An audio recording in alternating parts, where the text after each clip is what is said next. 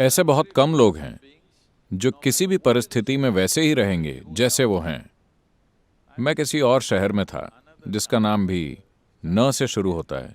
मैं आंध्र प्रदेश के नेल्लोर शहर में बात कर रहा था, स्कूल स्टूडेंट्स के एक बड़े समूह से। फिर मैंने कहा कि कोई सवाल हो तो पूछिए।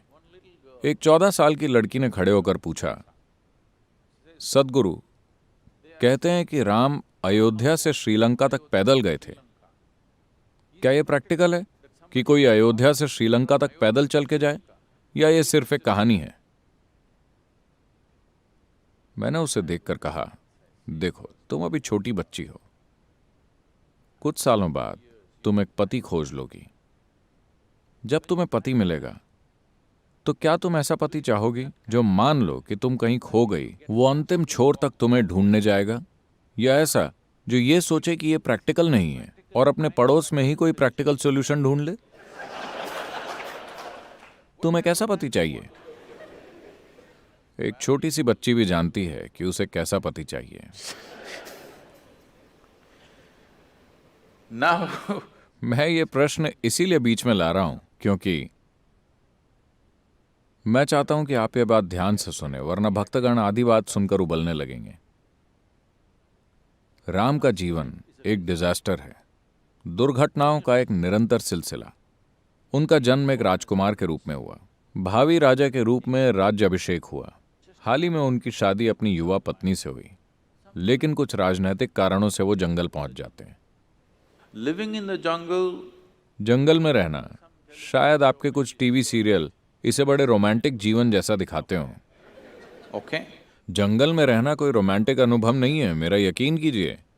मैं खुद अकेले कई हफ्तों तक जंगल में अकेला रहा हूं, जंगल में जो मिला उसी से पेट भरकर।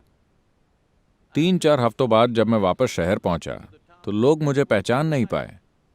ऐसा होता है जंगल का जीवन। तो एक युवा पत्नी, वो आदिवासी महिला नहीं है, एक राजकुमारी है।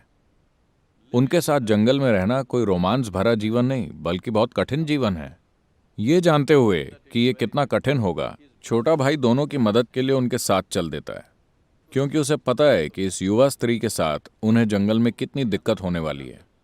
फिर जैसे उतना ही काफी नहीं था, उनकी पत्नी का अपहरण हो जाता है। श्रीलंका। और चूंकि वो अपनी पत्नी से बहुत प्यार करते हैं, वो उदासी की हालत में ही पैदल पूरा सफर तय करते हैं। सफर आसान नहीं था और उन्हें यह भी नहीं पता कि उनकी पत्नी जिंदा है या मर चुकी है या किस दशा में है।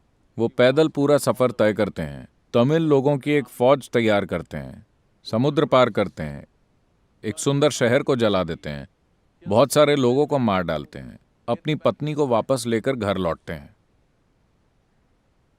अब उनकी पत्नी गर्भवती है। सोनोग्राम तो होता नहीं था, तो वो ये नहीं जानते कि लड़का है या लड़की या लड़के या लड़कियां या क्या है। एक राजा के लिए बहुत जरूरी है। एक राजा के लिए बेटे का होना बहुत जरूरी होता था, क्योंकि उन्हें एक उत्तराधिकारी की जरूरत होती थी। मगर एक बार फिर राजनीतिक कारणों से वो अपनी गर्भवती पत्नी को जंगल भेज देते हैं। वो वहां जाकर 2 बेटों को जन्म देती है। राम को यह पता नहीं चलता। फिर वो अपने ही बेटों के साथ युद्ध लड़ते हैं। किसी के भी जीवन में सबसे बड़ी दुर्घटना यह हो सकती है कि जाने या अनजाने में वो अपने ही बच्चों की जान ले ले। यह आपके साथ होने वाली सबसे बुरी घटना होगी। उनके साथ लगभग ऐसा हो ही गया था। उन्होंने अपने बच्चों को लगभग मार ही डाला था। किसी तरह भाग्य से या परिस्थिति के कारण वो उन्हें मार नहीं पाए। उन्होंने उनको मारने की पूरी कोशिश की थी, बिना जाने कि वो दोनों कौन हैं। उसके बाद सीता कभी भी दोबारा उन्हें देखे बिना प्राण त्याग देती है। क्या आप इसे सफल जीवन कहेंगे? नहीं, लेकिन हम उनकी पूजा करते हैं। आप ऐसे असफल इंसान की पूजा क्यों करते हैं? क्योंकि चाहे जो भी दुर्घटना हुई हो, उस इंसान ने कभी गुस्सा नहीं किया, कभी नफरत नहीं की, उन्होंने कभी अपना संयम नहीं खोया, उन्होंने अपना संतुलन 100% बनाए रखा, उन्होंने अपने जीवन के सिद्धांतों और मूल्यों का त्याग कभी नहीं किया।